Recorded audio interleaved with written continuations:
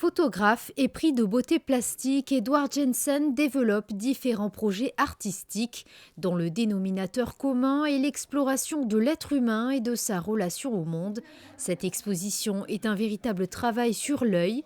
L'idée est née en retouchant un portrait en gros plan. L'artiste découvre alors un détail insoupçonné. C'est quelque chose que je fais maintenant depuis un bon nombre d'années et l'idée originale est venue, je pense, en agrandissant et en retouchant un portrait, parce que je suis photographe de portrait et d'art. Et aujourd'hui, ces appareils ont tellement de pixels et les écrans sont tellement grands qu'en agrandissant un de ces portraits, je suis tombé sur le motif de l'iris à l'écran et j'ai vraiment découvert un univers complet. Et c'est comme ça que le projet est né en 2008. De l'intime à l'infini, le projet Stratosphère vient compléter l'idée.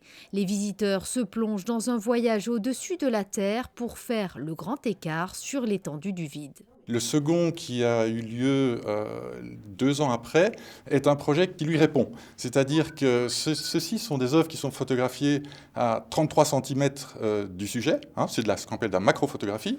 Et l'autre projet qui est présenté est tout à l'inverse. C'est-à-dire qu'au moment où on a développé et agrandi ces œuvres, elles nous ont fait penser, entre autres, par exemple, à des planètes. Et je me suis dit, mais pourquoi ne pas photographier notre propre planète comme je photographie ces iris? Et c'est à ce moment-là que l'idée est venue d'aller photographier la courbure de la Terre pour essayer de retrouver le même type de motif. Et là, nous avons utilisé une technologie relativement simple. Ce n'est pas du tout la NASA ou ce ne sont pas les fusées, ce sont des ballons-sondes. Le message est beaucoup plus fort du côté du projet Stratosphère parce que si on regarde une de ces photographies, on se rend compte que la moitié de la photo est complètement noire.